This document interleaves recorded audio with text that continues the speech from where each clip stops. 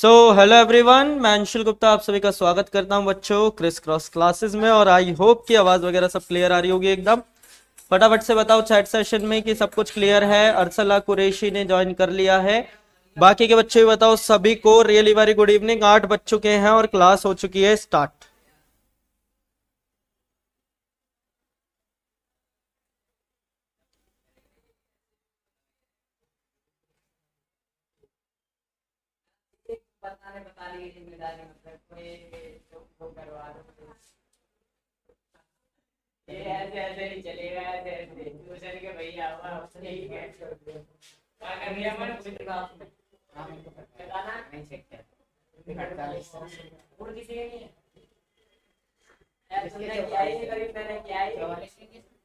तो करें भाई फिर शुरुआत। चलिए भाई, तो नदीम गणेश, हिंदी इंग्लिश की क्लासेस भी होंगी, टेंशन मत लो। नदीम गणेश अरसला कुरैशी ने ज्वाइन कर लिया है। बात कर रहे थे हम किसके बारे में? भारत के विदेशी संबंध के बारे में। एक बार फटाफट से याद करो क्या क्या बताया था। तो मैंने तुम्हें बताया था कि भाई विदेशी संबंध क्या होते हैं, विदेश नीति क्या होती है। फिर भारत की विदेश नीति के 2 तत्व बताए थे, कौन कौन से? एक तो शांति से सुरक्षा और दूसरा संप्रभुता। नेहरू की विदेश नीति में क्या क्या बताया था? पहला तो क्षेत्रीय अखंडता, दूसरा संप्रभुता और तीसरा विकास। ठीक है। फिर यह बताया था कि भारत ने कैसे वैश्विक स्तर पर इस विदेश नीति को अप्लाई किया, कि गुटनिरपेक्षता अपनाई, एफ्रो एशियाई सम्मेलन हो गया, ठीक है, और वो सारे जो बांडुंग सम्मेलन हो गया, ठीक है, ये सारी चीजें। उसके बाद फिर हमने किसके बारे में? हाँ, बेलग्रेड का सम्मेलन हो गया। हाँ, ठीक है। उसके बाद फिर हमने पढ़ा था किसके बारे में बताओ?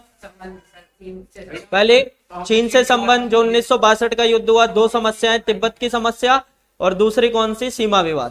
ठीक है। दूसरा हमने फिर पढ़ा था पाकिस्तान के साथ संबंध। 4 एक सेकेंड, हाँ, चीन वाला। और उसके बाद इजराइल वाला पढ़ा था। हाँ, ठीक है। इजराइल के बाद हमने पढ़ा था पाकिस्तान के बारे में कि 4 युद्ध हुए। कौन कौन से? फटाफट चैट में भी बताते चलो।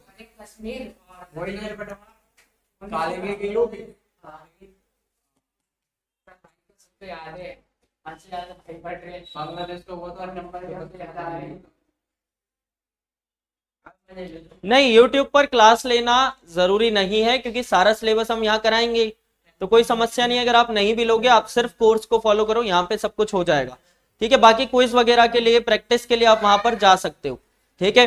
हाँ, खैर, अब हम बात कर रहे थे किसके बारे में?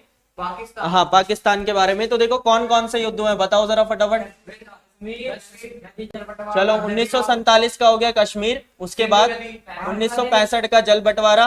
उसके बाद 1971 बांग्लादेश और 1999 कारगिल का। तो ये 4 युद्ध हुए। इसमें मैंने तुम्हें बताया था 65 के बाद हुआ था ताशकंद समझौता, ये याद रखना। ये 66 में हुआ था ये। फिर 1972 में, इसके 1 साल बाद क्या हुआ था? शिमला समझौता।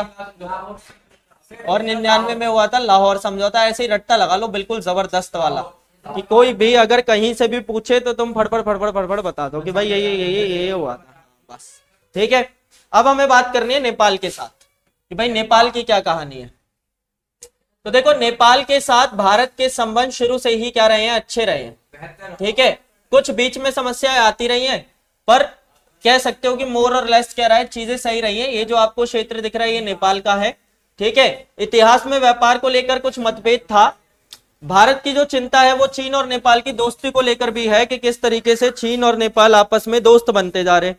ठीक है। तो गणेश ने बिल्कुल सही बताया, कश्मीर का युद्ध, जल विवाद, बांग्लादेश और कारगिल युद्ध, बिल्कुल सही है। अच्छा, नेपाल में जो माओवादी बढ़ रहे हैं, उन्हें भी भारत अपने लिए खतरा मानता है। माओ कौन है? माओ के बारे में याद रखना। ठीक है। चीन के संस्थापक थे। ठीक है। हाँ, तो उनका नाम सिर्फ माओ याद रखो तो भी काम चलेगा तुम्हारा। तो जैसे गांधी जी को मानने वाले गांधीवादी, तो माओ को मानने वाले माओवादी, सिंपल। हाँ, ठीक है। तो गांधी जी को मानने वाले गांधीवादी, माओ को मानने वाले माओवादी, सिंपल। तो इन माओवादियों का समर्थन। अच्छा, ये खतरा क्यों है? क्योंकि माओ का ये विचार था कि भाई अगर तुम्हें अपने अधिकार चाहिए तो क्या करो? सशस्त्र विद्रोह करो। क्या करो? यानी हथियार लेकर उतर पड़ो। और अब जो माओ को मानता है वो भी यही करेगा। तो सारी समस्या तो यही है ना, कि अगर हथियार लेकर उतर पड़ेंगे तो कहानी खराब नहीं हो जाएगी? ठीक है। नेपाल के द्वारा जो भारत विरोधी तत्वों पर कार्यवाही नहीं की जा रही है, इस वजह से भारत क्या है, नाखुश है। ठीक है, कि यही जो माओवादी है नेपाल में रह रहे हैं और नेपाल उनका कुछ नहीं कर रहा है। नेपाल को लगता है कि भारत क्या करता है, उसके अंदरूनी मामलों में दखल अंदाजी करता है। जो तुम मेरे को बताओ कि सही है या नहीं है। करता है भारत। चलो, इसके बाद आता है तुम्हारा संयोग किस पे है, तो विज्ञान व्यापार, और विज्ञान और व्यापार के क्षेत्र में संयोग है। दोनों देशों के बीच में मुक्त आवागमन का समझौता है। इसका मतलब है कि तुम इंडिया से नेपाल, हाँ, या नेपाल से इंडिया बिना वीजा के जा सकते हो। वीजा पता है ना, ठीक है। हाँ, पासपोर्ट अलग होता है, वीजा अलग होता है। पासपोर्ट तुम्हें तुम्हारा देश देता है और वीजा उस देश की परमिशन होती है, जो ठप्पा लगाते हैं ऐसे करके, ठीक है। हाँ, तो भारत द्वारा कई योजनाओं में नेपाल की क्या की जा रही है, मदद भी की जा रही है। अब बात आती है भूटान की। तो नेपाल के बगल में सिक्किम है, सिक्किम के बगल में है भूटान, ठीक है। तो भारत और भूटान की कहानी क्या है कि संबंध अच्छे हैं। भूटान में जो भारत विरोधी तत्व थे, भूटान ने उसको अपने वहां से भगा दिया कि निकलो यहां से, ठीक है। और भूटान में पनबिजली, पनबिजली का मतलब होता है जो पानी से बिजली बनाई जाती है, ठीक है। तो ऐसी कई परियोजनाओं में भारत क्या कर रहा है, भूटान की मदद कर रहा है। भारत भूटान में विकास के लिए क्या करता है, सबसे ज्यादा अनुदान भी देता है। अनुदान का मतलब होता है डोनेशन, डोनेशन, डोनेशन समझते हो ना, वही योगदान, ठीक है। तो डोनेशन भी देता है, समस्या कोई है नहीं है। फिर आता है हमारा भारत और बांग्लादेश, ठीक है। आर्थिक संबंध अच्छे हैं। आपदा प्रबंधन, आपदा प्रबंधन समझते हो क्या होता है, हाँ। तो जैसे तुम्हारे स्कूल के अंदर ड्रिल होती है, की है कभी, ऐसा हुआ था,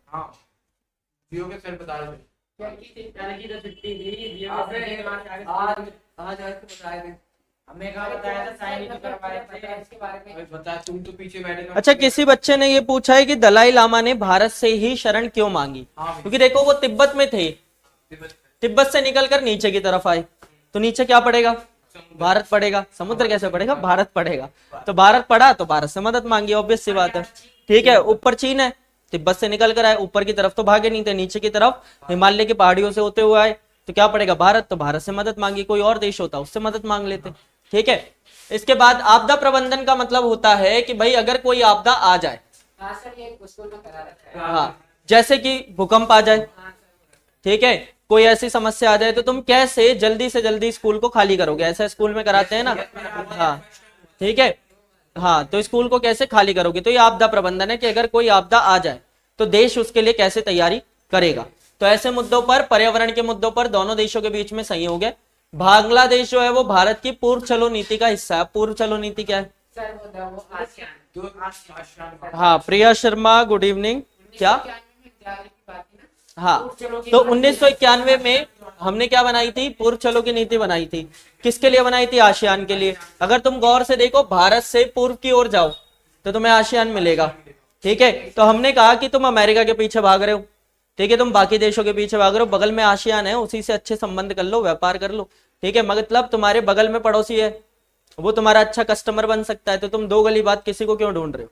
तो इसीलिए भारत ने बनाई थी क्या, पूर्व की ओर चलो नीति। पूर्व की ओर चलो नीति इसका नाम इसीलिए था क्योंकि भारत के पूर्व में है आसियान। तो उसने यही बोला था, इसे इंग्लिश में बोलते हैं लुक ईस्ट पॉलिसी, इसे याद रखना, लुक ईस्ट पॉलिसी। तो अगर कभी ये भी पूछ लेना तो इसका मतलब भी क्या है, पूर्व की ओर चलो नीति, ठीक है। इसके बाद देखो विवाद क्या है दोनों देशों के बीच में। तो देखो, हजारों बांग्लादेशी जबरदस्ती भारत में घुस जाते हैं, ये तुम 8वें चैप्टर में पढ़ोगे अच्छे से, ठीक है, कि कैसे बांग्लादेशी भारत के अंदर घुस जाते हैं, भारतीय बनकर रहने लगते हैं और भारतीयों को समस्या करते हैं। हाँ, इंग्लिश में भी चैप्टर है तुम्हारा सेकंड, लॉस्ट स्प्रिंग वाला, जिसमें जो साहिब आलम है उसकी फैमिली कहां से आई है, ढाका से आई है। ढाका कहां है, बांग्लादेश में, ठीक है।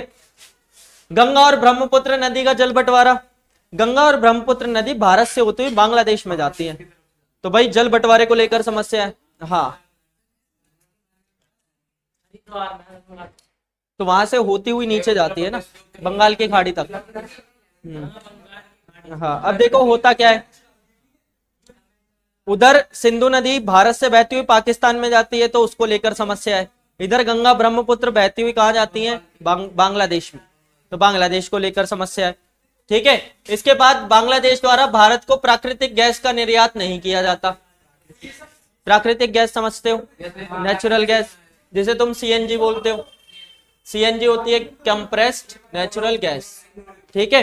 तो ये सब जो गैस है सीएनजी, उसका निर्यात वो भारत को नहीं करता, बाकी सबको कर देता है। बड़ी समस्या है। उसके बाद तुम देखो बांग्लादेश द्वारा भारत विरोधी मुस्लिम जमात, जमात का मतलब होता है समूह, क्या होता है, समूह या संगठन, गुट कह सकते हो। तो इनका भारत विरोधी जो है, ठीक है, तो ये समस्या है। और भारतीय सेना को पूर्व में ना जाने का रास्ता देना, जाने का रास्ता ना देना। अच्छा, इस मैप को ना गौर से देखो तो तुम्हें ये समझ आएगा कि अगर तुम्हें पूर्व में जाना है, मान लो तुम्हें इस जगह जाना है, ठीक है, तो तुम्हें यहां से ऐसे जा सकते हो या फिर ऐसे पूरा घूम के जाना पड़ेगा। अब बांग्लादेश ने मना कर दिया कि हम नहीं जाने दे रहे, तो क्या करोगे, पूरा घूम के जाना पड़ेगा। तो ये समस्या है कि बांग्लादेश हमें अपने रास्ते से होते हुए हमारे ही क्षेत्र में नहीं जाने देता। नहीं जाने दोगे, मत जाने दो, ठीक है, क्या ही कर लोगे। आजाद किसने कराया था, ठीक है, तो कम से कम एहसान मंद तो रहना चाहिए, पर क्या करें, समाज जमाना खराब है। फिर आता है भारत और श्रीलंका। समस्या कहानी शुरू होती है तमिलों से, खत्म होती है तमिलों पे। देखिए कि तमिलों की समस्या है, भारत में रहने वाले तमिल भारतीय सरकार पर दबाव बनाते हैं कि तमिलों के साथ हो रहा है वहां पर अत्याचार, तो तुम कुछ ना कुछ करो। भारतीय सरकार बोलती है कि भाई हमने करने की कोशिश की तो राजीव गांधी मारे गए, ठीक है, अब कोई और रिस्क क्यों लेगा। याद है ना राजीव गांधी को किसने मरवाया था, लिट्टे ने, ठीक है, हाँ, लिट्टे ने।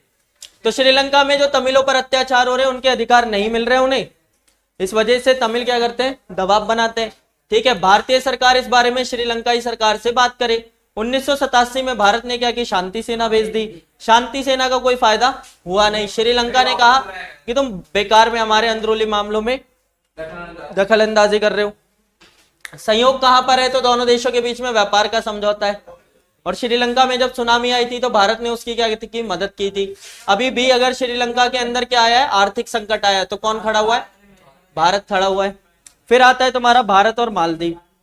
भारत और मालदीव की कहानी कुछ ऐसी है, ये वहां पे भी पढ़ी हमने कि 1988 में श्रीलंका से कुछ सैनिक क्या थे, उन्होंने मालदीव पे हमला कर दिया था।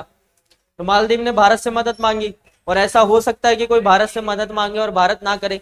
बांग्लादेश ने मदद मांगी थी, तब बांग्लादेश आजाद करा दिया।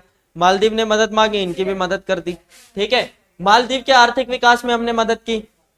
और वहां का पर्यटन उद्योग, पर्यटन समझते हो, टूरिज्म, टूरिज्म यानी जो घूमने जाते हैं लोग, ठीक है, तो उस पर्यटन उद्योग में भी भारत ने क्या किया, मदद की है, सहयोग किया है, ठीक है। और मत्स्य उद्योग में भी हमने उसका बहुत ज्यादा समर्थन किया है। अब यहां से आता है तुम्हारा मेन टॉपिक। अब इस कहानी को अच्छे से समझना और तुम मेरे को बताओगे इस बारे में, ठीक है। देखो उधर चल रहा है विश्व युद्ध, इधर तुमने देखा कि चीन ने हत्या का मतलब आक्रमण कर दिया 1962 में। तुम्हें यह भी दिख रहा है कि चीन परमाणु हथियार बना रहा है। उधर से पाकिस्तान ने 1965 में हमला कर दिया और 1971 में फिर से युद्ध हो गया। तो एक समझदार नेता की तरह तुम क्या करोगे, चीन को परमाणु हथियार बनाने दोगे या खुद भी बनाओगे, खुद भी बनाओगे। तो 1971 में युद्ध के बाद भारत ने रियलाइज किया कि भाई हमें परमाणु हथियार चाहिए। इंदिरा गांधी ने अपने दौर में 1971 में इंदिरा गांधी थी ना, अपने दौर में शुरुआत की किसकी, परमाणु कार्यक्रम की। और उसका मुखिया बनाया किसे, होमी भाभा जहांगीर को। किसे, होमी भाभा जहांगीर। इस नाम को ढंग से देख लेना, अच्छे से देख लो, आंखें खोल के बिल्कुल। होमी भाभा जहांगीर, इन्हें भारत के परमाणु हथियारों का जनक कहा जाता है, ठीक है। अभी बताऊंगा उसके बारे में भी आगे, चलो। शुरुआत यहां से हुई थी, ठीक है। इसके बाद देखो परमाणु हथियारों का जनक कहा जाता है। 1968 में यूएनओ ने क्या किया था, परमाणु अप्रसार संधि पढ़ो मत, क्योंकि ये तुम्हारे उसके अंदर है ही नहीं है। तुम सिर्फ ये समझो, ये वाला भी हटा दो और ये भी हटा दो। अब तुम बस यहां से ये याद रखो कि होमी भाभा जहांगीर ने शुरुआत की और 1974 में राजस्थान के पोखरण में पहला परमाणु परीक्षण हुआ। कहां पर, राजस्थान, राजस्थान के अंदर पोखरण। और डेट क्या, सन कौन सा था, 1974 का पहला परमाणु परीक्षण हुआ, यानी टेस्टिंग हुई। किसकी टेस्टिंग हुई, जो परमाणु हथियार हमने बनाए थे, फेल हो गए, ठीक है। इसके बाद दोबारा से 1998 में हमने क्या किया, परीक्षण किया। किसका परीक्षण किया, परमाणु हथियारों का।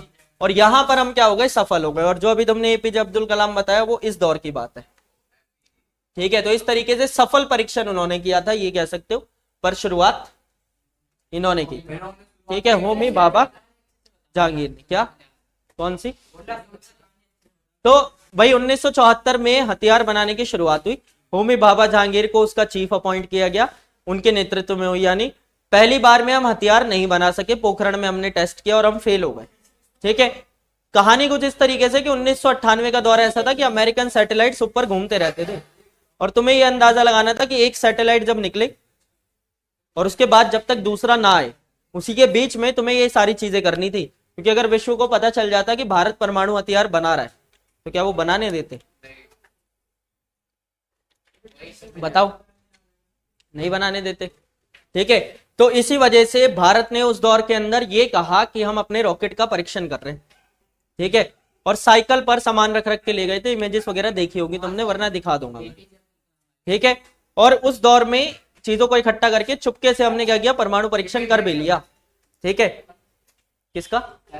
हाँ, कर लिया 1998 में, ठीक है। इसी वजह से इन लोगों को इतना सम्मान दिया जाता है, चाहे तुम एपीजे अब्दुल कलाम की बात करो या बाकी लोगों की बात करो, इनको इसीलिए इतना सम्मान दिया जाता है। क्यों? क्योंकि इस दौर में उन्होंने तुम्हें इस काबिल बनाया कि तुम यहां से शांति से बैठ सको, ठीक है। वरना अगर ना परमाणु हथियार होते, या तो चीन या पाकिस्तान हमें चैन से जीने नहीं देते, दोनों में से कोई ना कोई, ठीक है। 1998 में बन गए परमाणु हथियार, इस दौर में थे अटल बिहारी वाजपेयी, ये याद रखना, ठीक है। इसके बाद 1999 में युद्ध हो गया पाकिस्तान से। अब उसे पता चल गया, क्या पता चल गया? कि इनके पास है परमाणु हथियार, ठीक है। तो उस दौर में कुछ हद तक हम सही रहे, सेफ रहे। वरना अगर पाकिस्तान हमसे पहले परमाणु हथियार बना लेता, तो तुम्हें लगता है कि वो हमें जीने देता? ठीक है, तुमने उनसे पूरा पाकिस्तान छीन लिया था, पूर्वी वाला, अलग से बांग्लादेश बना दिया, तो तुम्हें लगता है कि वो तुम्हें चैन से जीने देता? नहीं। पर क्योंकि तुम्हारे पास क्या थे? हथियार थे। अगर उस दौर में इंदिरा गांधी ने इनिशिएटिव ना लिया होता, अगर इस दौर में एपीजे अब्दुल कलाम जैसे लोग ना होते, तो सोचो क्या होता। सोचो, देश का सोचो, खुद का सोचो, ठीक है। तुम दिल्ली में रहते हो, सबसे पहला बम गिरेगा तो दिल्ली में गिरेगा, तो कभी भी गिरेगा तो, ठीक है। यानी कुछ भी मेन जगह पे ही तो गिरेगा ना, और कहाँ ही गिरेगा? हाँ, ठीक है। तो सबसे पहले दिल्ली में ही गिरेगा, टेंशन मत लो, ठीक है। तो अगर ऐसा कुछ होगा भी तो हम ही सबसे पहले निपटेंगे, ठीक है। भाई तुम तो तब मारोगे ना जब वो मार देंगे। क्या मतलब? मैं तो वही समझा रहा हूं ना तुम्हें। मान लो बम गिर गया, अब गिर गया, अब तुम तो गए, बाकी जो वो है वो कर लेंगे जो करना है, हम सब तो निपट ही जाएंगे ना। हाँ, ठीक है भाई, ये बात समझ आ गई? चलो, तो ये हो गया हमारा परमाणु परीक्षण। अब जब भारत ने परमाणु हथियार बना लिए, ठीक है, तो सबने प्रेशर बनाया, तो भारत ने लॉन्च की अपनी परमाणु नीति। परमाणु नीति का मतलब है कि हम परमाणु हथियारों का यूज कैसे करेंगे, ठीक है, कैसे करेंगे और कब करेंगे। तो पहली बात हमने, ये मोस्ट इंपॉर्टेंट टॉपिक है इस पूरे चैप्टर का, ठीक है। पूरा चैप्टर मत पढ़ो, शुरुआत का विदेश नीति पढ़ लो और ये पढ़ लो, बस तुम्हारा काम हो गया, ठीक है। हाँ, तो ये मेन टॉपिक है, इसे याद रखना। भारत की परमाणु नीति है क्या? तो पहली तो ये है कि हमने परमाणु हथियार बनाए हैं सुरक्षा के लिए, हम किसी देश को इससे डराएंगे धमकाएंगे नहीं, तब तक जब तक वो हमारे परवाह ना करें, ठीक है। दूसरा, हमने कहा कि इसका प्रयोग हम करेंगे शांतिपूर्ण उद्देश्यों के लिए, जैसे परमाणु टेक्नोलॉजी से या न्यूक्लियर एनर्जी से क्या होता है, बिजली भी बनती है, ठीक है। तो ऐसे कामों के अंदर हम इसका क्या करेंगे, प्रयोग करेंगे।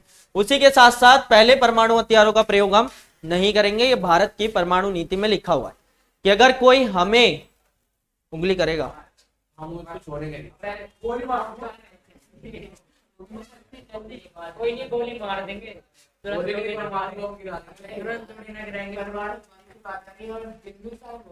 तुम ये सोच के देखो ना कि तुम्हें लगता है कि अगर जापान के पास परमाणु हथियार होते तो अमेरिका उस पर परमाणु हथियार गिराता? बिल्कुल नहीं गिराता। क्यों नहीं गिराता बताओ? हाँ, ठीक है। तो वो क्या करता, वो भी गिराता और अल्टीमेटली नुकसान दोनों को होता। तो इसे ही बोलते हैं क्या बोलते हैं, शक्ति संतुलन। पढ़ा था ना सुरक्षा में, बताया था ना कि सुरक्षित रहने का क्या तरीका है कि शक्ति संतुलन करो, पिछली बुक का 7वां चैप्टर, इसे कहते हैं शक्ति संतुलन। यानी कि सोच के देखो, तुम्हारा दुश्मन, ठीक है, वो जा रहा है जिम और तुम्हें पता है कि उसकी बॉडी बन जाएगी तो पीटेगा बहुत, तो अगले टाइम तुम क्या करोगे, तुम भी जाओगे कहा, जिम, तुम भी बनाओगे और ऐसे करके कहानी चलती रहेगी। तब तक जब तक तुम दोनों की नहीं बन जाती, ठीक है। जब तुम में से कोई एक कमजोर पड़ेगा वैसे ही दूसरा उसे पीट कर निकल जाएगा। ज्यादातर लड़ाइयां इस बात पर नहीं होती है कि कौन कितना ताकतवर है, ज्यादातर लड़ाइयां इस बात पर होती है कि किसके साथ कितने लोग हैं। बात समझ आ गई? जैसे तुम्हारे स्कूल में भी लड़ाई होती है, ठीक है, तो जो अकेला होता है उसे दूसरे सारे पीट जाते हैं, फिर वो पहला वाला अपने सारे लेकर आता है और दूसरों को पीट जाता है उसे अकेला देखकर। और अगर दोनों के सारे सारे आ जाएं तो कोई लड़ाई नहीं होती है, ठीक है, मैटर क्या हो जाता है, क्लोज हो जाता है। तो बात इस बात पर नहीं होती है कि ताकतवर कौन कितना है, बात इस बात पर होती है कि एक समय पर अकेला कौन है और किसके साथ कौन है। बात समझ आई? ठीक है, हाँ हाँ, ठीक है। और हर समस्या का समाधान एक ही होता है, कॉम्प्रोमाइज, ठीक है। तुम उसे मार लो, वो तुम्हें मार लेगा, तुम दोबारा उसे मार लो, वो दोबारा तुम्हें मार लेगा। अब होगा क्या, या तो तुम हार मान के बैठ जाओगे तो कॉम्प्रोमाइज हो गया, या वो हार के मान के बैठ जाएगा तो कॉम्प्रोमाइज हो गया, या तुम दोनों बातचीत करके हार मान के बैठ गए तो कॉम्प्रोमाइज हो जाएगा, वरना लड़ाई चलती ही रहेगी, ठीक है। लड़ते रहो, तुम उन्हें मारते रहो, वो तुम्हें मारते रहेंगे और कहानी इसी तरीके से आगे चलती रहेगी। सेम ऐसा ही होता है देश के मामले में। जैसे तुम रूस और यूक्रेन को देख लो, वो उसे मारे जा रहा है, वो उसे मारे जा रहा है, और ये तब तक मारते पीटते रहेंगे, क्योंकि देखो हारेगा रुकेगा तो कोई नहीं, क्योंकि अगर यूक्रेन रुकेगा तो उसे पता है कि अल्टीमेटली सारा क्षेत्र कब्जे में आ जाएगा। अच्छा, रशिया भी नहीं रुकेगा, उसे पता है कि अगर रुक गया तो बेइज्जती हो जाएगी, ठीक है। तो ये लड़ाई अब इसीलिए नहीं हो रही है क्योंकि यूक्रेन जीतना है, ये लड़ाई इसीलिए हो रही है क्योंकि बेइज्जती ना हो, सिंपल, ठीक है। वरना रशिया का क्या ही गया है, उसका ना किसी क्षेत्र पर कब्जा हुआ ना कुछ हुआ। तो अल्टीमेटली ये सारा खेल किसका है, एक व्यक्ति की ईगो का और दूसरे व्यक्ति के बचाव का, बस, ठीक है। अब समस्या का समाधान कब होगा, उसकी वजह से क्या होगा बताओ। अगर कॉम्प्रोमाइज नहीं होगा तो लड़ाइयां होती रहेगी, ठीक है। और अगर कॉम्प्रोमाइज होगा तभी समस्या का समाधान होगा। तो हमेशा ये बात याद रखो, पॉलिटिक्स में से सीख लो कि किसी भी समस्या का समाधान लड़ना नहीं होता है, क्योंकि अल्टीमेटली लड़ाई के बाद भी तुम्हें क्या करना है, समझौता ही करना है। तो इसीलिए पहले ही समझौता कर लो, इससे क्या होगा, जो तुम्हें नुकसान होने वाला था वो बच जाएगा। बात समझ आई या ऊपर से गई? हाँ, कि किसी भी लड़ाई झगड़े में पड़ने से पहले ही क्या कर लो, कॉम्प्रोमाइज कर लो, क्योंकि अगर तुम लड़ाई झगड़े में पड़ोगे तो भी अंत में क्या करना है, कॉम्प्रोमाइज ही करना है। तो जब करना ही कॉम्प्रोमाइज है तो पहले ही कर लो, हथियार भी क्यों चलाने, लड़ाई झगड़े भी क्यों करने। मरते कभी नेता नहीं है और ना नेता के घर वाले, मरते कौन है, आम लोग, जो सेना होती है, फौजी होते हैं, ठीक है। हाँ, वो भी इसीलिए मरते हैं क्योंकि उन्हें देश की आन बान शान बचानी है। पर दूसरी तरफ तुम ये सोचकर देखो कि जैसे रशिया का ही उदाहरण ले लो, बहुत लोग मारे जा रहे हैं, पर क्या हो जाएगा अगर वो जीत भी जाता है, तो कुछ नहीं होगा, ठीक है। तो ये समस्या है, बात समझ आ रही है, ठीक है। तो ज्यादातर युद्ध किस वजह से होते हैं, इसी वजह से होते हैं क्योंकि एक व्यक्ति की ईगो होती है, कुछ लोगों की ईगो होती है कि हम कैसे हार सकते हैं, कि वो मेरे को मार के कैसे चला गया। अब अगर उसने मेरे को मारा है तो फिर वो 4 लोग बुलाएगा, ठीक है, वो उसे मारेगा, दूसरा वाला फिर 40 बुलाएगा, वो इसे मारेगा, ठीक है, वो 400 बुलाएगा और वो उसे मारेगा, और ये कहानी चलती रहेगी। इन सब में नुकसान किसका होगा, उस बंदे का जो बार बार जा रहा है, जो बार बार जा रहा है उसका नुकसान होगा, ठीक है। जैसे जब 40 थे तब भी तुम उसमें शामिल, जब 4 थे तब भी तुम उसमें शामिल थे, जब 40 थे तब भी तुम उसमें शामिल थे, और जब 400 हुए तब भी तुम उसमें शामिल थे। तो हर बार पिटा कौन, तुम्हें पिटे ना भाई, बाद में आकर तो वो तुम्हें मारेंगे ना।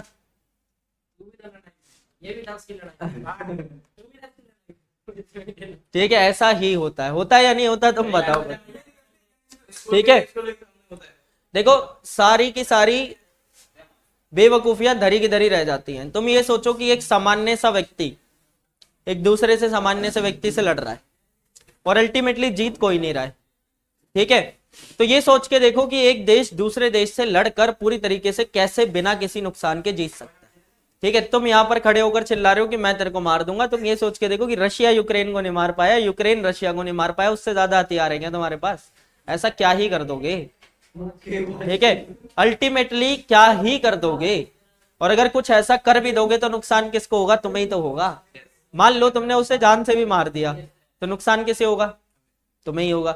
ठीक है, एक तो जाएगा नहीं, तुम्हें भी लपेटे में लेके जाएगा। तो इसी वजह से समझदारी से काम करना चाहिए, जहां जरूरी हो सिर्फ वहां पर बोलना चाहिए, ईगो को साइड में रखना चाहिए और जितना हो सके कॉम्प्रोमाइज कर लेना चाहिए। अगर फिर भी ना हो तो बोलो, हाथ पैर मत चलाओ। और हाथ पैर सिर्फ तब चलाओ जब तुम्हें लगे कि हाथ पैर चलाने के अलावा कोई और ऑप्शन नहीं बचा है, जो कि भारत ने किया। क्या कि हम सिर्फ अपनी सुरक्षा के लिए हथियार उठाएंगे। जब तक तुम हमें परेशान नहीं करोगे तब तक हम तुम्हें परेशान नहीं करेंगे, पर अगर तुम हमें परेशान करोगे तो हम तुम्हें परेशान होने लायक ही नहीं छोड़ेंगे। बात ठीक है? हाँ ठीक है, ये बात समझ आ गई, ये बात समझ आ गई। तो ये कहानी है पूरी। इसके बाद देखो, इंपॉर्टेंट क्वेश्चंस भी कराऊंगा, चिंता मत करो, सब कराऊंगा। ठीक है, तो पॉलिटिक्स इसीलिए मत पढ़ो क्योंकि पेपर देना है। पॉलिटिक्स में से तुम्हें बहुत कुछ सीखने को मिलेगा। ठीक है, तुम्हारे को ये देखने को मिलेगा कि कैसे बड़े बड़े देश अपने घमंड के चक्कर में हार गए, कैसे जापान की एक छोटी सी बेवकूफी की वजह से वो पूरा वर्ल्ड वॉर हार गए। ठीक है, ना जापान अमेरिका पे हमला करता, ना अमेरिका आता, ना जापान का नुकसान होता। ठीक है, तो ये बेवकूफियां तुम्हें देखने को मिलेंगी और उसके बाद तुम क्या कर सकोगे, अपने जीवन के अंदर भी देख सकोगे कि मैं कहां पर बेवकूफी कर रहा हूं। ठीक है, कि कहीं मैं बेकार में किसी को उंगली तो नहीं कर रहा जो मेरे को आगे जाकर बहुत पीटने वाला। देखो, हर शेर का एक सवा शेर होता है। ठीक है, आज तुम उसे पीट दोगे, कल को कोई और तुम्हें पीट देगा, तो कहानी खराब ही हो जाएगी। इस वजह से पिटाई से दूर रहो, जितना हो सके उतना दूर रहो। तब तक दूर रहो जब तक बिल्कुल मजबूरी ना आ जाए, और जब मजबूरी आ जाए तो फिर तो कुछ कर ही नहीं सकते, फिर चलो। ठीक है, तो समझदार बनो, दिमाग लगाओ, दिमाग से सोचो कि इस सिचुएशन में क्या करना सही है और क्या करना सही नहीं है। और भारत की यही परमाणु नीति अपनाओ, क्या कि भाई शांतिपूर्ण उद्देश्यों के लिए अपने शक्ति का प्रयोग करो। कि भाई जो हमारे अंदर की शक्ति है, चाहे वो परमाणु शक्ति समझ लो भारत के लिए, या तुम्हारे अंदर की काबिलियत, या तुम्हारा समय, उस समय का, उस काबिलियत का शांतिपूर्ण उद्देश्यों के लिए प्रयोग करना। ठीक है, अपनी सुरक्षा के लिए प्रयोग करना। और उसके बाद अगर कोई तुम्हें उंगली करे तो छोड़ो। ये तीन चीजें दिमाग में रखो, कोई समस्या नहीं होगी। बात समझ आ गई सभी को? चलिए भाई, मजा आ गया होगा। आगे देखते हैं। अब ये बताओ, विदेशी संबंध से आप क्या समझते हैं? यही अभी जो हमने दूसरे देशों से हम आपस में कैसे संबंध बना रहे हैं। कि आप अन्य देशों से, एक देश अन्य देशों से किस प्रकार के संबंध स्थापित करता है, इसे ही उसके क्या कहते हैं? विदेशी संबंध कहते हैं। ठीक है, इसके बाद देखो, किस वैश्विक पृष्ठभूमि में भारत को आजादी मिली? अब तो ये तुम्हें लग रहा होगा बहुत मुश्किल है। इसमें बस ये पूछा है कि जब भारत आजाद हुआ तो विश्व की स्थिति क्या थी। ठीक है, तो शीत युद्ध चल रहा था। ठीक है, कई सारे नए देश क्या हुए थे? आजाद हुए थे। ठीक है, यही लिखना है। शीत युद्ध से बचने के लिए भारत ने कौन सी नीति को अपनाया? गुटनिरपेक्षता। सिंपल। भारत चीन युद्ध कब हुआ? 1962। भारत और चीन के संबंध कब सामान्य हुए? ठीक है, तो मेरे हिसाब से 1987 में राजीव गांधी गए थे। कहां पर? चीन। अब ये मेरे को अच्छे से याद नहीं है 1987 था या 1988 था। जर्मनी की दीवार टूटी थी, उसी प्लान पे गए थे वो। ठीक है, तो इन दोनों में से एक बार चेक कर लेना, या तो 87 था या 88 था। ठीक है, तो उसी दौर से भारत और चीन के संबंध अच्छे हुए थे, क्योंकि 62 में युद्ध के बाद कुछ लेना देना नहीं था। ठीक है, चीन से युद्ध के बाद भारत सरकार ने किस इलाके पर विशेष ध्यान दिया? तो जिन दो इलाकों को लेकर लड़ाई हुई थी, जम्मू कश्मीर का अक्साई चीन और अरुणाचल प्रदेश का नेफा क्षेत्र। ठीक है, इसके बाद देखो, भारत पाक के कितने युद्ध हुए? 4। कश्मीर नदी जल बंटवारा, बांग्लादेश 1947, 1965, 1971 और 1999। कश्मीर की वजह से, जल संधि की वजह से, और बांग्लादेश और कारगिल। रट जाना चाहिए, तभी मजा आएगा।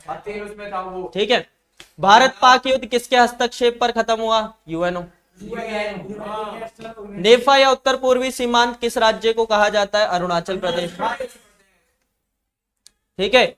1999 के कारगिल युद्ध के समय भारत ने कौन सा ऑपरेशन चलाया? ऑपरेशन विजय। याद रखना है, ठीक है। ऑपरेशन विजय चलाया था भारत ने। जब कारगिल का युद्ध हुआ था तो उस दौर में पाकिस्तान ने कारगिल की पहाड़ियां, तो कारगिल पहाड़ियां नाम है उसका, इसीलिए उसे कारगिल का युद्ध बोलते हैं। पहाड़ियों का नाम है क्या? कारगिल। तो उसके ऊपर उसने कब्जा कर लिया था। अब समस्या क्या होती है? समस्या ये होती है कि अगर तुम ऊपर से नीचे मारोगे ना तो मारना आसान होता है, अच्छा नीचे से ऊपर मारना मुश्किल होता है ना। ठीक है, तो इस वजह से समस्या थी। तो भारत ने उस दौर में ऑपरेशन विजय चलाया, जिसके अंदर विक्रम बत्रा के बारे में सुना होगा तुमने, ठीक है, वो थे, हाँ वही शेरशाह, वो उसी की पिक्चर है। हाँ ठीक है, अक्षय कुमार वाली है और शायद पता नहीं, हो सकता है। ठीक है, शेरशाह का मेरे को पता है। इससे पहले एक मूवी थी लक्ष्य, ठीक है, उसमें ऋतिक रोशन है। वैसे लक्ष्य में ऋतिक रोशन है, तो फिर हो सकती है। लक्ष्य का मेरे को ध्यान नहीं है कि क्या था, पर हाँ शेरशाह वाली मूवी यही है। ठीक है, तो उसके अंदर विक्रम बत्रा, उन्होंने क्या किया था? इसे लीड किया था। कई चोटियां उन्होंने आजाद करा ली थी। लास्ट में वो क्या था? मारे गए थे। ठीक है, जो पूरा मूवी के अंदर दिखाया हुआ है तुम्हें, तो वही था ऑपरेशन विजय, याद रखना इसे। ठीक है, हाँ वही गाना, मन भरे। हाँ ठीक है, तो भाई ये बात समझ आ गई सभी को। इसके बाद के फिर हम क्या करेंगे? डिस्कस करते चलेंगे। धार्मिक ग्रुप भारत में शरण क्यों लेना चाहते थे? एक ये भी लिख सकते हो कि भारत पास था, दूसरा ये भी लिख सकते हो कि सबसे अच्छे संबंध उस दौर में भारत से ही थे और किसी ने इतना देखा भी नहीं था। गुट निरपेक्षता पृथकवाद से कैसे अलग है? ये मैंने पहले चैप्टर में समझाया। शिमला समझौता कब हुआ? 1972 में। 1971 के बाद हुआ था शिमला समझौता और 1966 में हुआ था ताशकंद। ठीक है, गुट निरपेक्षता और पृथकवाद क्या है? तो यहां पर तीन चीजें देखो। पहला तो है गुट निरपेक्षता, दूसरा होता है पृथकवाद, हाँ, और तीसरा होता है तटस्थता। हाँ देखो, अब एक एक करके समझते चलो, तीनों समझ आ जाएंगे क्योंकि तीनों में से ही क्वेश्चन आता है। ठीक है, पहला है तुम्हारा गुट निरपेक्षता। अब इसे समझना। गुट निरपेक्षता का मतलब हो गया कि भाई मेरा इन दो गुटों से कुछ लेना देना नहीं है, यानी अमेरिका और सोवियत संघ से, बाकी सबसे मेरा लेना देना है। ठीक है, पहली चीज कि मेरा इन दोनों से कुछ लेना देना नहीं है, बाकी सबसे मेरा लेना देना है, यानी बाकी जो विश्व के देश हैं उनसे मैं अच्छे से रहूंगा, बस अमेरिका और सोवियत संघ में से किसी की भी तरफ नहीं जाऊंगा। ठीक है, ऐसा भी नहीं है कि मैं युद्ध को देखता रहूंगा, मैं उसे समाधान कराने के लिए काम भी करूंगा। अगर कोई गलत करेगा तो उसका विरोध भी करूंगा, अगर कुछ सही करेगा तो उसका सहयोग भी करूंगा, पर मैं इन दोनों में से किसी के भी साथ नहीं जाऊंगा। पृथकवाद, पृथकवाद का मतलब है भाई मेरे को लेना देना ही नहीं है, ना दोनों से लेना देना है, ना पूरे देश से लेना देना है, ना पूरे विश्व से लेना देना। ठीक है, मुझे सिर्फ क्या लेना देना है कि मैं अपना अकेले रह रहा हूं और मेरे को मजे करने दो। ठीक है, तुम लड़ो भिड़ो बर्बाद हो जाओ तबाह हो जाओ, मेरे को कुछ लेना देना नहीं है। ठीक है, तो पृथकवाद का मतलब हो गया कि मैं सबसे अलग हूं। सबसे अलग का मतलब सबसे अलग, पूरे विश्व से अलग। ठीक है, तटस्थता, तटस्थता का मतलब होता है कि किसी पर्टिकुलर दौर पर मैं किसी सिचुएशन से अलग। जैसे भारत और चीन का युद्ध हुआ था, उस दौर में यूएसएसआर तटस्थ था, ना तो उसने भारत का साथ दिया ना चीन का साथ दिया, ना किसी को अच्छा बोला ना किसी को बुरा बोला। ठीक है, तो तटस्थता का मतलब होता है कि किसी पर्टिकुलर सिचुएशन में किसी स्थिति में स्टैंड लेने से बचना, यानी उससे क्या रहना? तटस्थ रहना। अब इसे समझो, जैसे तुम अपनी क्लास के अंदर हो, ठीक है, और बगल में 12th ए और बी की लड़ाई हो रही है, तुम्हें कुछ लेना देना है? नहीं लेना देना, लड़ते बिड़ते रहो, कुछ भी करते रहो, मेरा क्या। ठीक है, 12th ए और बी में मान लो कोई दोस्त नहीं है तुम्हारा, तो तुम्हें कुछ लेना देना नहीं, लड़ते बिड़ते रहो। पर हाँ, तुम्हारा अपने दोस्तों के साथ अच्छा संबंध है, अगर उनकी लड़ाई होगी तो तुम बोलोगे जरूर। हाँ, 12th ए और बी में से अगर तुम्हारे को विचार देना हो तो तुम बोलोगे हाँ 12th ए सही है, 12th बी गलत है, या ये सही है ये गलत है। तो ये हो गया गुट निरपेक्षता, कि भाई तुम उन दोनों से अलग हो, पर अगर कोई अच्छा करता है तो तुम अच्छा बोलते हो और गलत करता है तो गलत बोलते हो। दूसरा आया कौन सा? पृथकवाद। पृथकवाद में तुमने बोला कि भाई लड़ो मरो कुछ भी करो, ठीक है, मेरे को लेना देना नहीं है। कोई आकर पूछता है तुम बोलते हो दफा करो, मेरे को लेना देना नहीं है, मैं अपना पढ़ाई में ध्यान दे रहा हूँ। हाँ, तुम्हें कुछ लेना देना नहीं है, तुम जाते हो पढ़ते हो और आ जाते हो, अपना घर पे आके मजे करते हो, ठीक है, ट्यूशन में आते हो, क्लास लेते हो और चले जाते हो, तुम्हें कुछ लेना देना नहीं है, ठीक है, तुम दुनिया की मोह माया से अलग हो, ठीक है, इसे बोलते हैं सेपरेटिज्म, ठीक है। इसके बाद देखो फिर आता है तटस्थता। तटस्थता के अंदर ऐसी सिचुएशन हो गई कि तुम्हारे दो बेस्ट फ्रेंड की लड़ाई हो चुकी है। क्या हो गया है? तुम्हारे दो बेस्ट फ्रेंड की आपस में लड़ाई हो गई। अब तुम्हारे दो बेस्ट फ्रेंड की आपस में लड़ाई हो गई तो तुम्हें पता है कि इसका साथ दूंगा तो दूसरा बोलेगा और दूसरे का साथ दूंगा तो पहला बोलेगा, तो क्या करें? छोड़ दे। कुछ मत बोलो। उस दौर में कुछ मत बोलो। कैमरा कैसे हिल गया?